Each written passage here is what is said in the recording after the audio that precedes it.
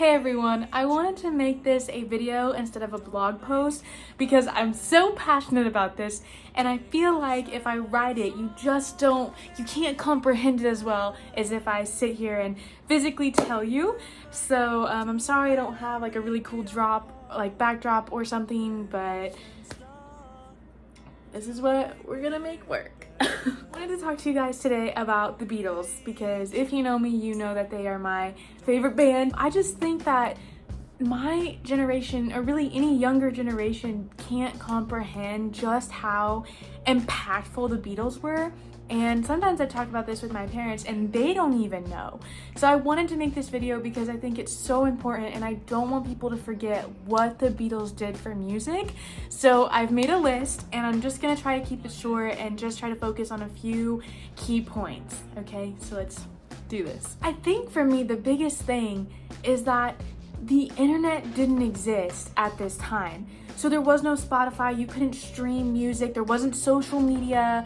Like, you couldn't go viral on TikTok to become a good musician. You had to work for it. You had to spread through like word of mouth. Like, people had to find you. You had to be discovered to make it. And that's what they did. And I don't think people realize that now. Like, there's interviews where, I can't remember if it's Paul or George, but they're saying that everyone thinks the Beatles were famous overnight, but they weren't. There was years that they spent, like, they weren't always the Beatles. That one time they were the Quarrymen, and it was just John and John brought Paul, and Paul eventually brought George, and then years later Ringo came. So they've got their members changed and bands changed. They got Brian Epstein to come in and be their manager, and he taught them how to dress. Like, sorry. Focus. This is important because music streaming didn't exist. So for example, just because Spotify says that Taylor Swift is the most streamed artist or whatever, that's fine, but that can't compete with what the Beatles had because the Beatles streaming didn't exist. You can't measure that at all. You had to go physically buy your music. You had to go to the record store, buy your vinyl, buy your CD, tune in to the actual radio. Like, you didn't have your phone. You had to actually do it. People left their homes, stopped by after work, walked there, whatever. They went out and physically bought 2 billion of the Beatles songs. That is a huge number of sales and of people that wanted to love the Beatles. According to Billboard charts, from 1964 to 2001, the Beatles spent 132 weeks at number 1. And you might be saying, oh Jamie, that's not even a year. Like, it's only 132 weeks. Mariah Carey only has 30 weeks. That's 100 more weeks, 100 more weeks that they have on top of her. They weren't even a band for most of it. They were only a band for 6 more years. And they did that. That's their numbers. That is ridiculous. Like, can you comprehend? Can you comprehend? To this day, they're the number 1 in charts. Like, they still have that number. They have spent the most time at number 1 than any other band in history. And that's Billboard charts, like, that's a fact. Far Out magazine says that the Beatles made 13 studio albums and 3 anthologies. And they were a band for less than 8 years. That is so much time in the studio and making music and touring and writing and everything. That's a lot. In the US alone, the Beatles sold over 177 million albums. Just in the US, 177 million. Come on. Like, that's probably more money than I'll ever see in my entire life. The rest of the world, they sold 600 million albums. That is almost 800 million albums that they sold. Physical copies of their music, they sold 800 million to the entire world.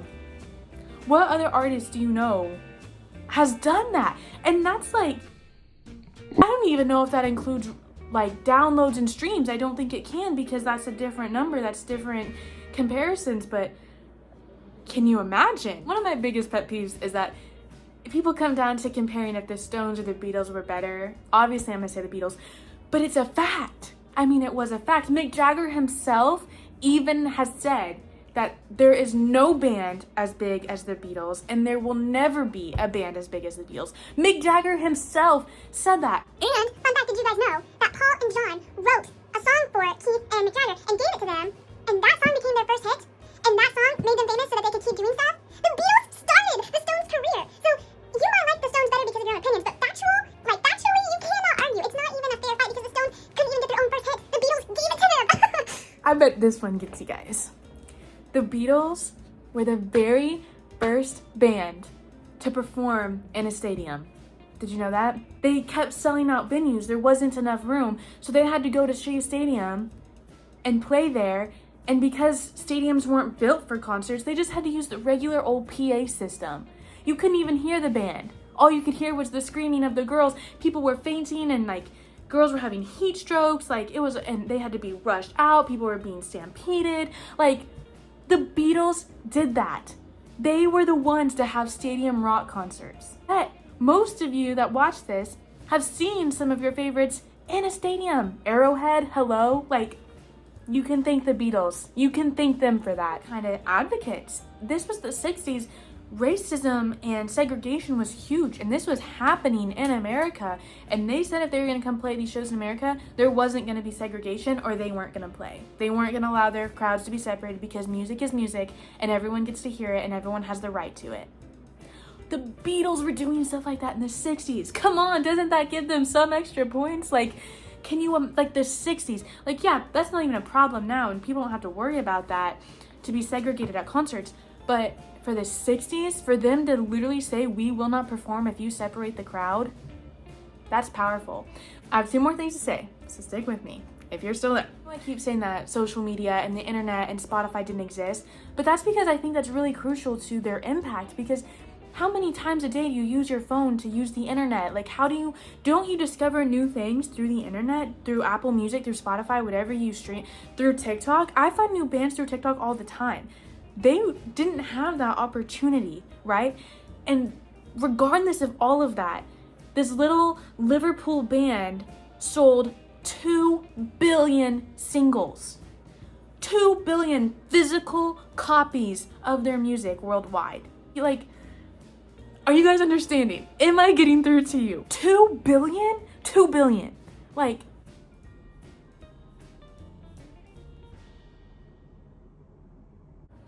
So I'm gonna leave you with this. I wrote it down so I didn't forget. The New York Times simplifies the Beatles as this: Beatles opened up rock, rock changed culture, and culture changes us. So I promise that in one way or another, the Beatles existing and their music changed your life, and you don't even know. Why is their impact being forgotten about? So anyway, that's all I have to say for now. I get a lot out of this. I hope that you guys do too, because that would mean a lot more to me than me just talking to myself. But yeah, so thanks, and I hope you learned something, and go listen to a Beatles song. Go. I don't have a signing off thing. Bye.